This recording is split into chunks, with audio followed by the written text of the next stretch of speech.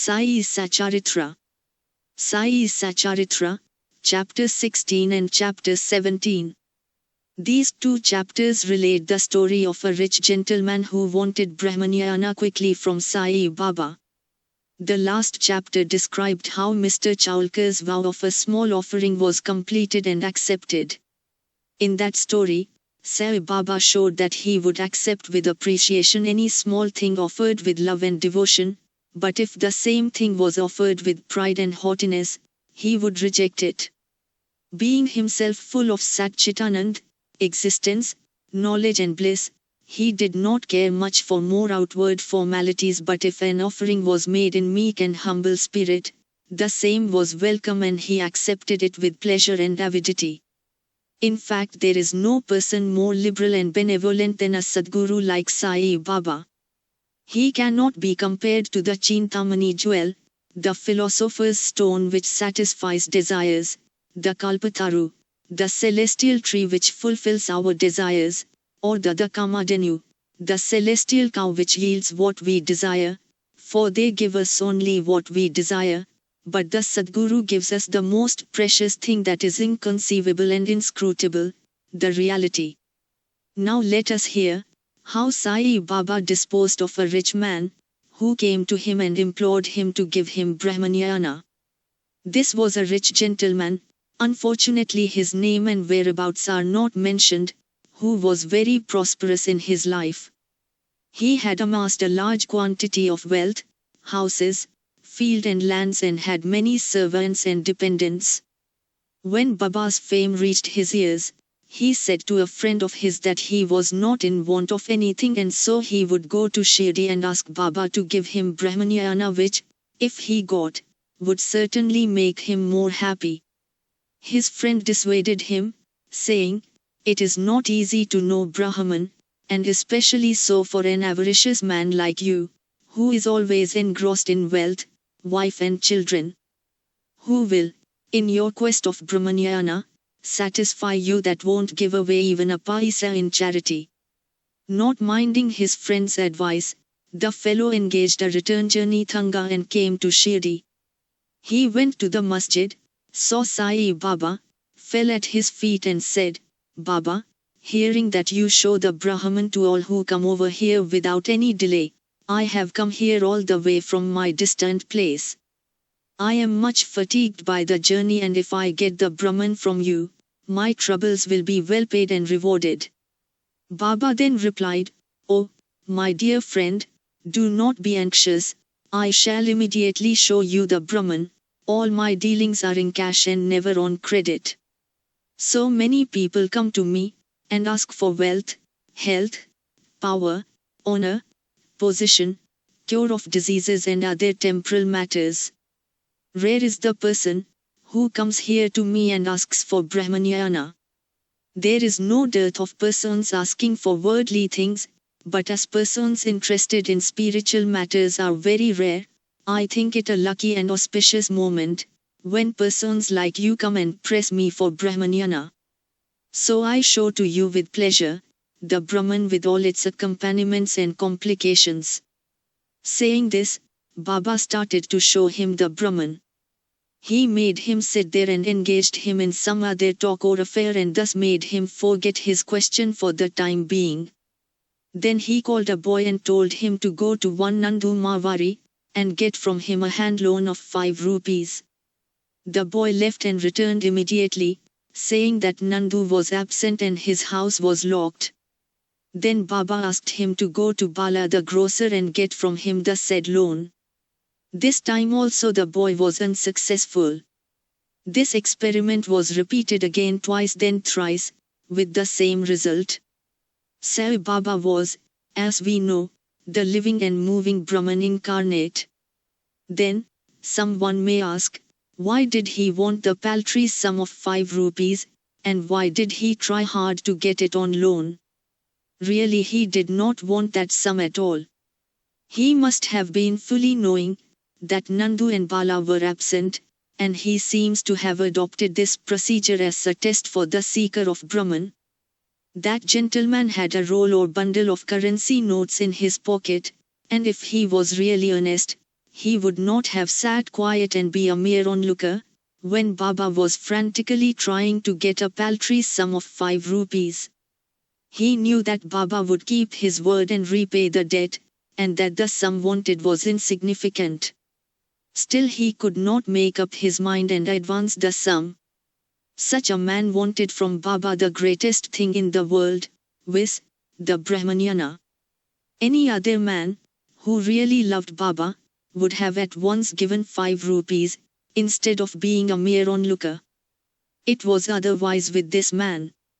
He advanced no money nor did he sit silent, but began to be impatient, as he was in a haste to return and implored Baba, saying, "O Baba, please show me the Brahman soon." Baba replied, "O my dear friend, did you not understand all the procedure that I went through, sitting in this place, for enabling you to see the Brahman? It is, in short, this. For seeing Brahman one has to give 5 things, i.e. surrender 5 things, viz. 1. 5 pranas, vital forces, 2. 5 senses, 5 of action and 5 of perception, 3. Mind, 4. Intellect and 5. Ego. This path of Brahmajnana of self-realization is as hard as to tread on the edge of a razor." Sai Baba then gave rather a long discourse on the subject, the purport of which is given below. Qualifications for Brahmanyana or self-realization. All persons do not see or realize the Brahman in their lifetime. Certain qualifications are absolutely necessary. 1. Mumuksha or intense desire to get free. He who thinks that he is bound and that he should get free from bondage and works earnestly and resolutely to that end, and who does not care for any other things, is qualified for the spiritual life. 2. Virakti or a feeling of disgust with the things of this world and the next. Unless a man feels disgusted with the things, emoluments and honors, which his action would bring in this world and the next, he has no right to enter into the spiritual realm. 3. Antamukata, introversion. Our senses have been created by God with a tendency to move outward, and so, man always looks outside himself and not inside. He who wants self-realization and immortal life, must turn his gaze inwards, and look to his inner self. 4. Catharsis from purging away of sins. Unless a man has turned away from wickedness, and stopped from doing wrong, and has entirely composed himself, and unless his mind is at rest, he cannot gain self-realization, even by means of knowledge. 5. Right conduct. Unless a man leads a life of truth, penance and insight, a life of celibacy, he cannot get God realization. 6. Preferring Shreyas, the good, to Prayas, the pleasant. There are 2 sorts of things, viz., the good and the pleasant. The former deals with spiritual affairs, and the latter with mundane matters. Both these approach man for acceptance. He has to think and choose one of them. The wise man prefers the good to the pleasant, but the unwise, through greed and attachment, chooses the pleasant. 7. Control of the mind and the senses. The body is the chariot and the self is its master. Intellect is the charioteer and the mind is the reins. The senses are the horses and sense objects their paths. He who has no understanding and whose mind is unrestrained, his senses unmanageable like the vicious horses of a charioteer, does not reach his destination, get realization, but goes through the round of births and deaths. But he who has understanding and whose mind is restrained, his senses being under control, like the good horse of a charioteer, reaches that place, i.e., the state of self-realization, when he is not born again. The man, who has understanding as his charioteer, guide, and is able to rein his mind, reaches the end of the journey, which is the supreme abode of the all-pervading Lord Vishnu. 8. Purification of the mind. Unless a man discharges satisfactorily and disinterestedly the duties of his station in life, his mind will not be purified and, Unless his mind is purified, he cannot get self-realization. It is only in the purified mind that viveka, discrimination between the unreal and the real, and vairagya, non-attachment to the unreal, crop up and lead on the self-realization. Unless egoism is dropped, avarice got rid of, and the mind made desireless, pure, self-realization is not possible. The idea that, I am the body, is a great delusion, and attachment to this idea is the cause of bondage. Leave off this idea and attachment therefore, if you want to get to the self-realization. 9. The necessity of a guru. The knowledge of the self is so subtle and mystic, that no one could, by his own individual effort ever hope to attain it. So the help of another person teacher, who has himself got self-realization is absolutely necessary. What others cannot give with great labor and pains, can be easily gained with the help of such a teacher, for he has walked on the path himself and can easily take the disciple, step by step on the ladder of spiritual progress. 10. And lastly, the Lord's grace is the most essential thing. When the Lord is pleased with anybody, he gives him viveka and vairagya, and takes him safe beyond the ocean of mundane existence. The self cannot be gained by the study of Veds, nor by intellect, nor by much learning. He, whom the self chooses, by him it is gained. To him the self reveals its nature, says the Katha Upanishad. After the dissertation was over, Baba turned to the gentleman and said, "Well, sir, there is in your pocket the Brahma, or Mammon, in the form of 50 times 5 rupees, 250 rupees, please take that out." The gentleman took out from his pocket the bundle of currency notes, and to his great surprise found, on counting them, that there were 25 notes of 10 rupees each. Seeing this omniscience of Baba, he was moved and fell at Baba's feet and craved for his blessings. Then Baba said to him, "Roll up your bundle of Brahma, viz., currency notes. Unless you get rid completely of your avarice or greed, you will not get the real Brahma." How can he, whose mind is engrossed in wealth, progeny and prosperity, expect to know the Brahma, without removing away his attachment for the same? The illusion of attachment or the love for money is a deep eddy, whirlpool, of pain full of crocodiles in the form of conceit and jealousy. He, who is desireless, can alone cross this whirlpool. Greed and Brahma are as poles asunder, they are eternally opposed to each other. Where there is greed, there is no room for thought or meditation of the Brahma. Then how can a greedy man get dispassion and salvation? For a greedy man there is no peace, neither contentment, nor certainty, steadiness. If there be even a little trace of greed in mind, all the sadhanas, spiritual endeavors, are of no avail.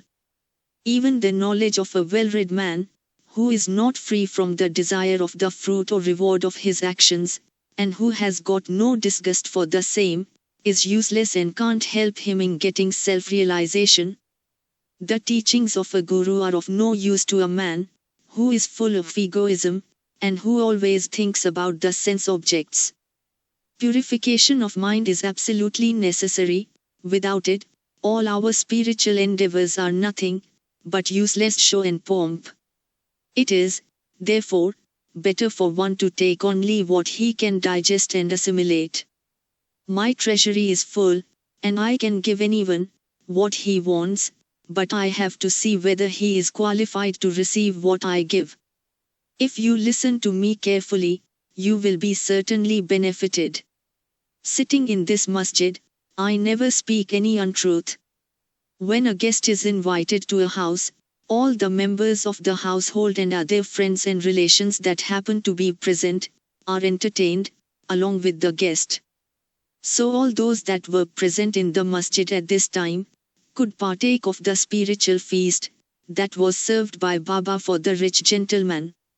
After getting Baba's blessings, one and all, including the gentleman, left the place quite happy and contented. a special characteristic of Baba.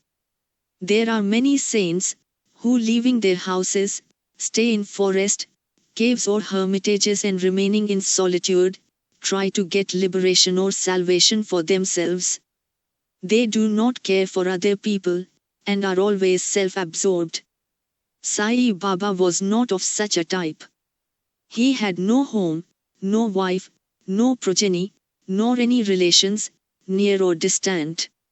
Still, he lived in the world, society.